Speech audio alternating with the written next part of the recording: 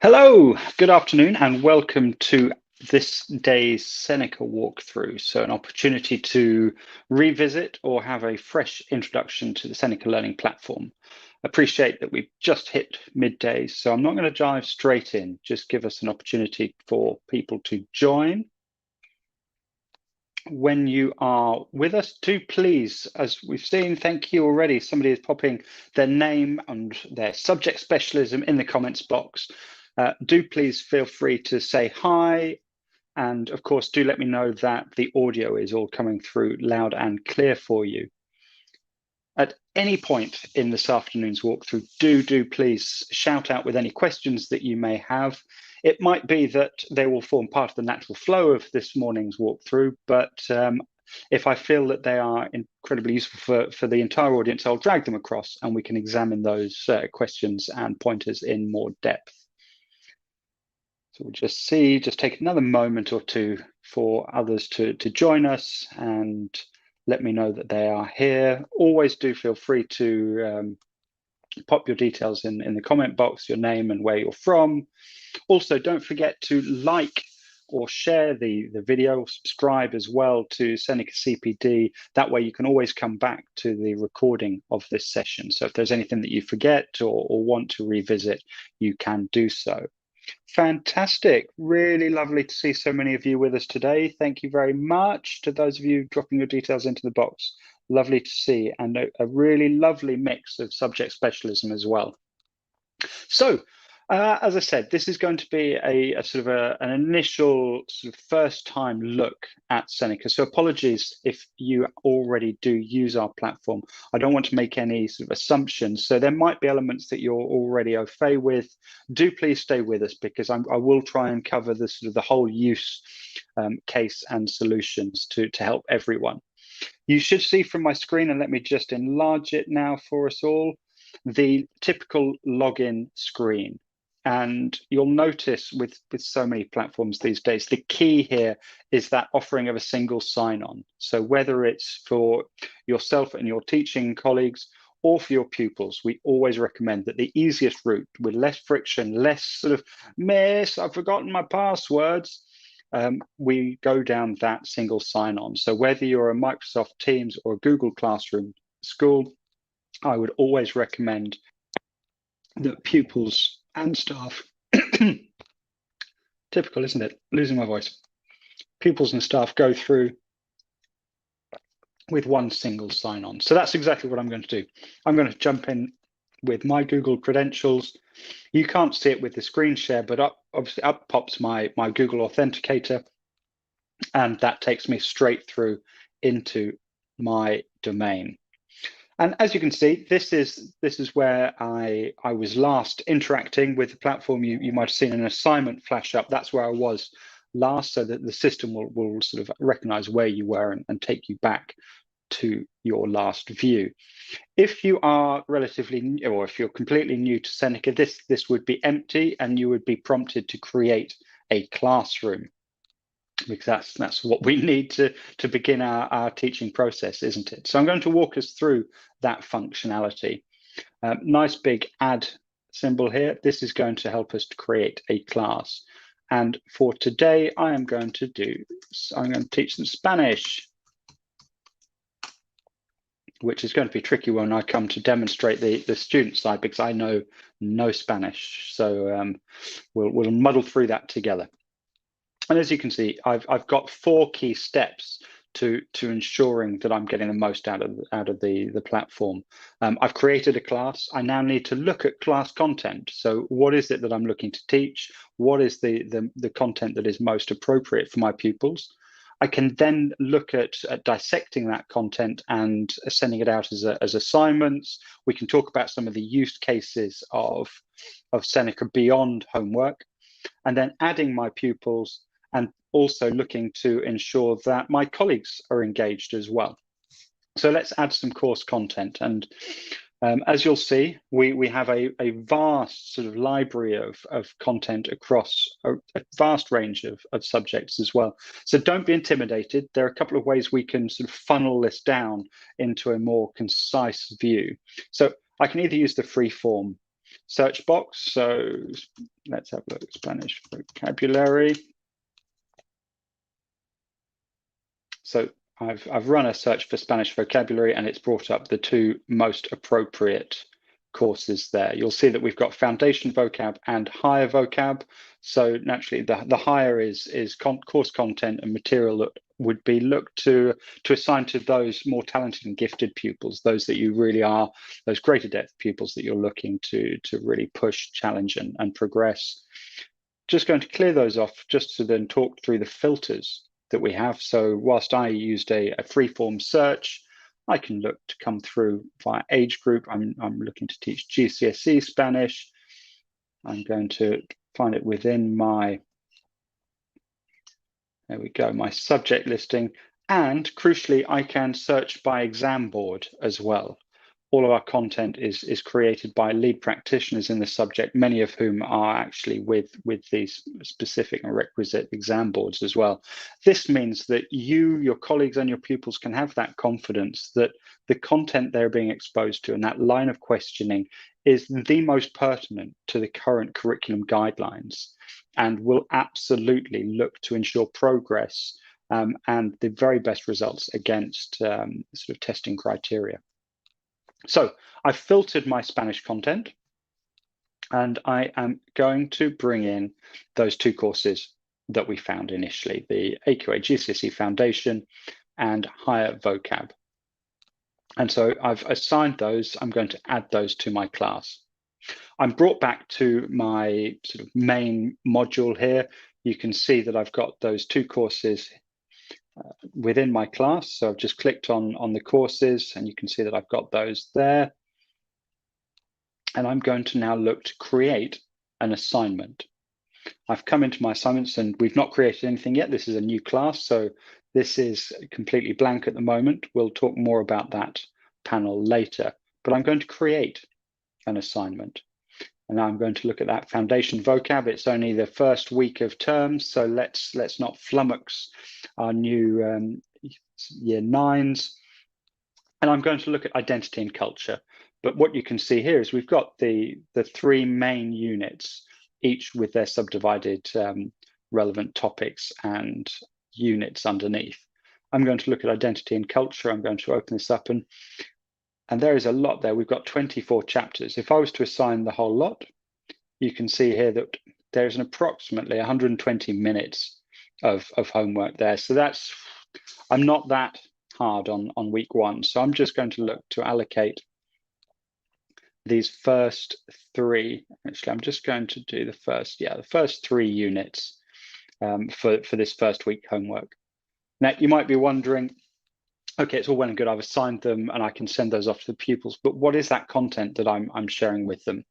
And you'll notice each of these is hyperlinked with preview, so I can open up that specific course content to see exactly what it is pupils would be engaging with. And you'll see that this is that course flow. So we're here, as it's a pure vocab session, it is a missing word. Well, it's not a missing word, it's that translation. So the pupil would be directed to type their answer into each box. So I'm going to assign those 3, and I'm going to call that vocab week 1. So I'm naming my assignment, and I can see that the start date is automatically allocated as today's date. Obviously, it might be that you find yourself allocating homework at the weekend.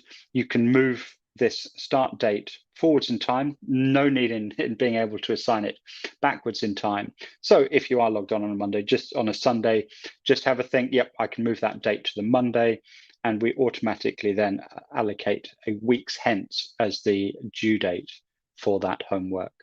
That's the sort of preferred cycle of using the platform for pupil engagement, is at best a weekly cycle of assignments and content.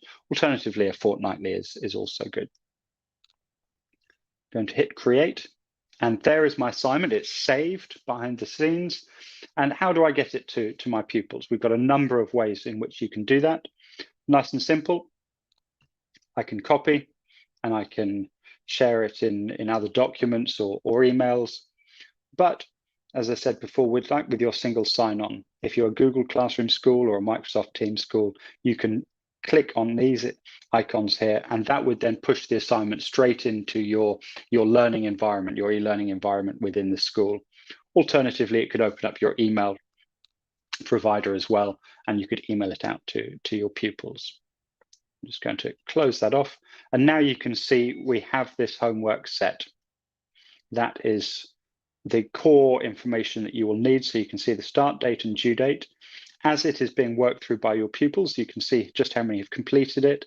Once the deadline is met, you can see how many were late or incomplete. And as the week progresses, you would also see here, what is that average score that is coming in for each of those 3 subunits that we assigned? So you would see a total class average score for the English to Spanish translations, the Spanish to English, and then the greetings translations as well. So I've just, as been talking, I've seen beyond this, the introductions from you all. Gina has asked, I'm just going to drag that question across. How long would each unit take them to do? Just as a sort of a reminder, we touched on it. I may have gone over a little quickly, so I'm just going to come back to courses. I'm actually going to add another course.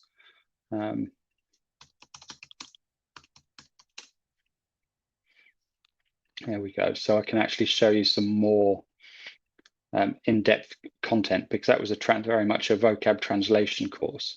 So I've got my 3 courses. I'm going to add an assignment, and here we go. This is the full AQA GCSE course. So I'm going to just look at pronouns. I'm going to add that, and I've allocated. You can see I've ticked the checkbox, and up in the middle here, this is the expected sort of completion time and effort time for a pupil to complete that particular unit. So as I go through and I add more chapters, you can see that that time is increasing as well. So by allocating the pronouns, verbs, and nouns units, I'm looking at that being approximately a sort of 10 to 15 minute piece of homework. And then I can preview that as well. Click on that preview link. And different to the vocab flow, which was for those pupils making immediate translations, this is the course content, and is pretty sort of stereotypical run through, really, in so much as we have a carousel at the top of the page for the pupil to work through that core content and vocabulary. I'm going to scroll through, and then this is the questioning style. So again, we've got the verb conjugation table here, the sort of the family tree here for working. What's the correct way to say they live? And again, so multiple choice. Here we have a translation task. Again, multiple choice. Here we go, writing translation. So we've got to talk. We've got to talk, and they've got to type. They talk, verb conjugation, and then again, a selection here. So that gives an overview as to what that initial flow of content looks like. Just looking at another question here. Let's have a look before we move on, as it's pertinent to assignments. So just to clarify, an assignment set on Seneca can be accessed by the students by simply logging into Seneca. That is, there's no need to email it out. Really good question. I'm going to just show you what that looks like as well from a pupil perspective. So we've assigned, let's just take it from here actually. So we've assigned our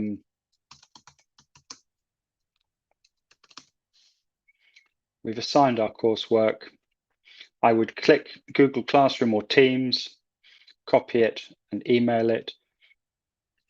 However, in this instance, our Spanish GCSE, we've not actually included any pupils yet, so I can add students.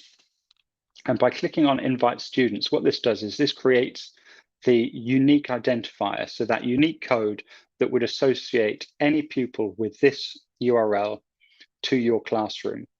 And what I really like is you can push the classroom invite through Classroom or Teams, and equally slightly more old school, but you can click on the hyperlink there. And what this gives you is a printable A4 sheet of these wallet-sized QR codes, and a pupil can then use this either from their mobile phone, their tablet, to directly connect to the pupil profile associated with that classroom.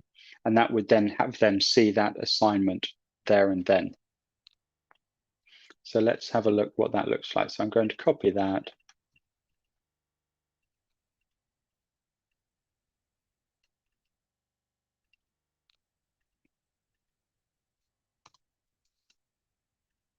And I'm just going to take my class code,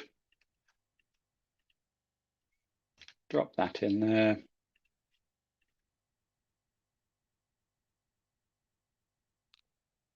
And here we go.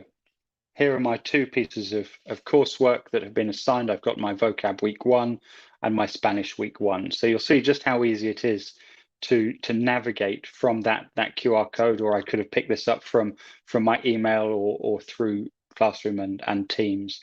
And immediately I know exactly which assignments are there for me. And I'm just going to show you what that then looks like to complete the coursework as a pupil. So I'm going to start the assignment. I can see here that I've got 3 sections to complete. When is it due? And I can see that this is going to be the flow of learning. And you can see as these get highlighted, I don't have to follow these in 1.1, 2.1, 3.1 order. I can jump in and I can think, right, well, I'm just going to do types of verbs first. I've clicked go. So here are my, here's my carousel of content. It's worth saying here that I've already made a change to my profile settings, but as a first-time user, the text will be dynamically included up on screen at a typing speed of 1 here. Pupils can adjust that, so it might be that actually you think, right, I want it to go to faster pace, fantastic. But you may then also ask, flip of the coin is, how about my EAL or potentially my SEN pupils who might struggle with that additional cognitive load of processing that text, which is why I turn it off. So it is, as they navigate the carousel, the text is already there on screen. They're not having to then decode a dynamic text. So I'm going to work through my course content, and I'm going to move through, and you'll see as well, we know we're dealing with children, and we keep the content as humorous and as visual as possible. Some of that is, of course, to support dual coding, and then the other side of that is, of course, just to keep that level of engagement and humor and make learning fun and interactive. So I'm just going to take a guess. Okay, so I've got that first question wrong, and the algorithm is then going to recognize my scoring profiles here and is going to direct me down a question path that is unique to my own learning experience here. So now I speak no Spanish, so I'm not going to take it any further, but we will have a look at these. So I'm just going to actually come back up and see whether I can take this from the context here. So common verbs to talk. Let's have a look.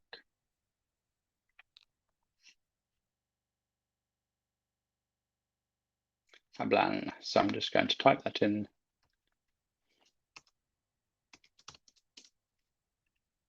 Habla. So again, I'm demonstrating that I am not of any Spanish ilk here, not my language, unfortunately. Up at the top of the page, we can see this continual progress bar, and that will indicate to the people just how much work is remaining within that particular unit. And should I have been progressing more confidently with my Spanish vocabulary, we will have seen that bar move at a much faster pace because that questioning profile that I'm creating, or the algorithm is creating for me, will draw me to the end far faster based on my strengths. So I'm just going to jump back to the student home profile and take a moment to have a look at any new questions that are coming through. Do at any point put a question in the comment box and come to them as soon as I can. Let's just hide the question we had there.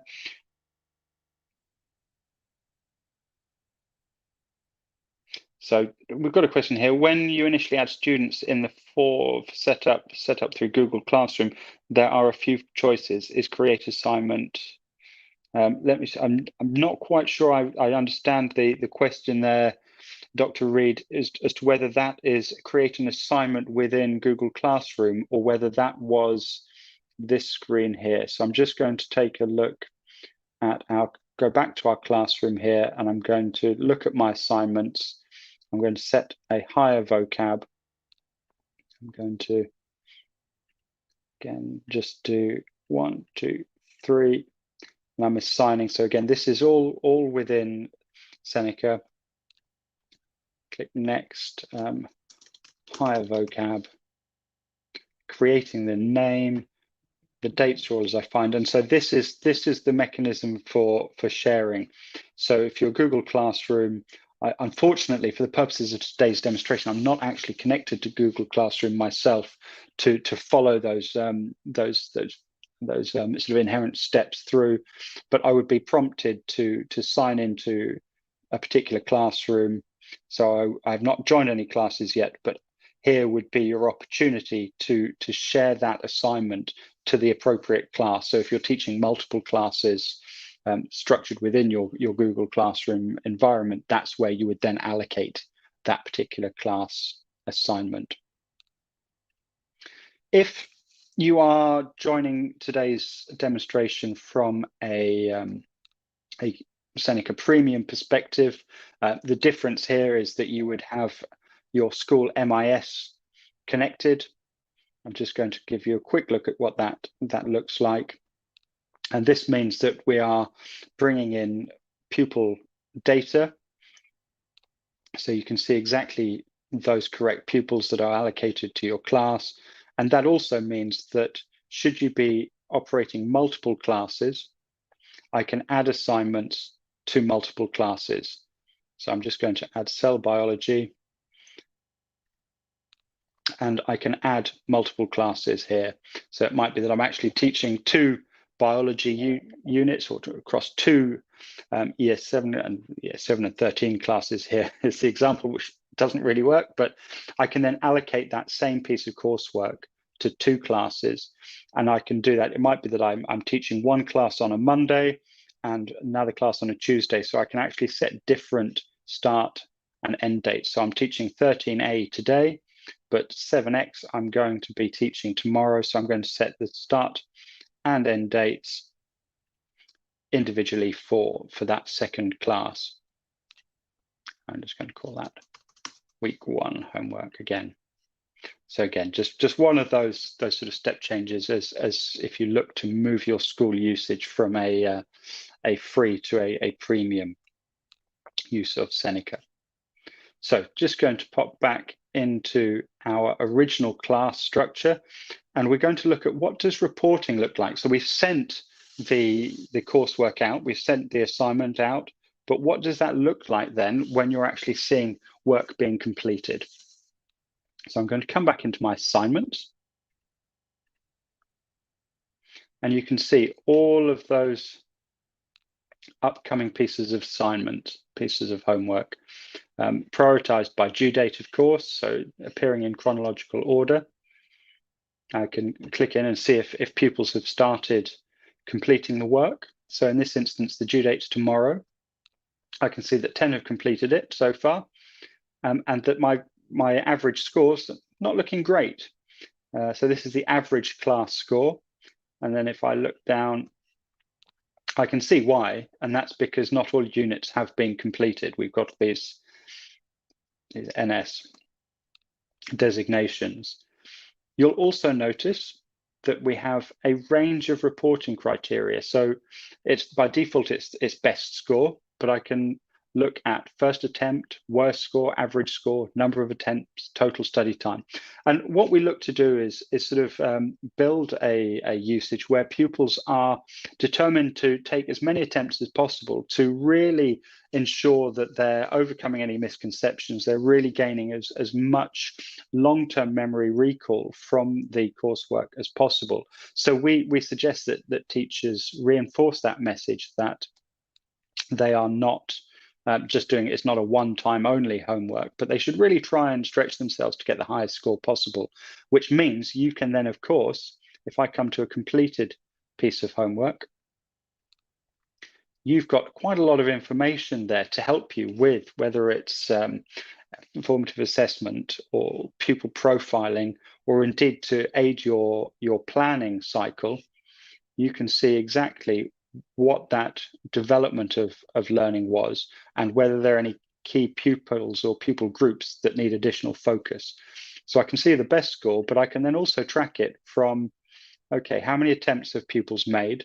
So I can see here that Yasmin, and now this is a piece of Elizabethan England history, has taken 12 attempts for that first unit. So if we bear that in mind, we can see what the first attempt was, and that was 40% for Yasmin, and the most recent or best score is 83. So we can see the progress that Yasmin has made over those attempts and that engagement with her learning.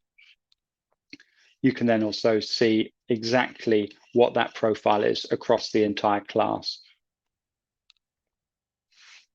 So I'm just going to put the onus back on you now to see if there are any other questions. So to round up, we've looked at how to log in and create a class, how to navigate and find relevant content, cut that content or dissect that content into bite-sized homework pieces, how to share that homework, report on the homework, and we've also had a look from the student platform perspective.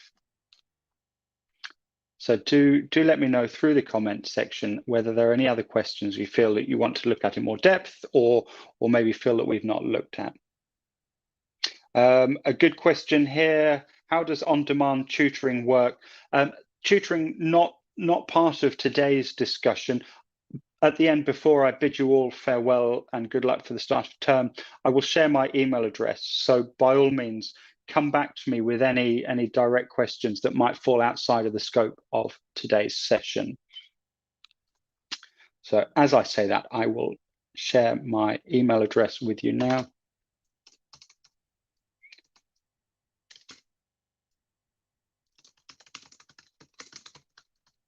So you can, by all means, save that email address and use me as a direct point of contact for any questions that you have. My aim is to ensure that you as a department, you as a school, regardless of whether you use Seneca for free or as a premium user, are able to really maximize your pupil progress and ensure that your pupils are engaging with the platform in a way that sees progress. So do save my email address and come back to me with any questions that you may have.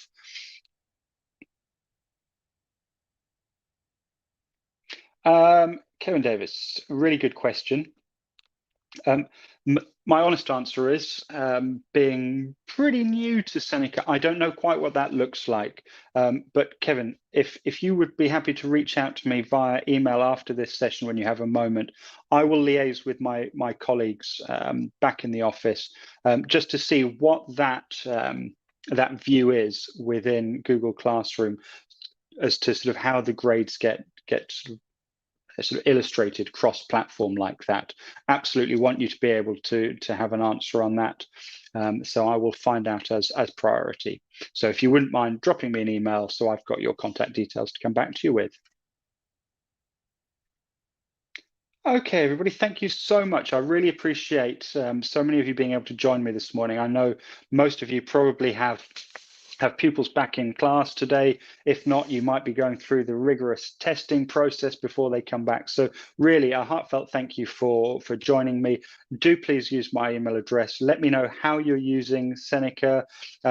Share any sort of case studies that you have in terms of wins that the platform has delivered for you. And of course, do like the video so you can come back to it again later. Many thanks for today. Really sending you the best of luck for this first term back of our autumn term. All the very best. Take care. Thank you.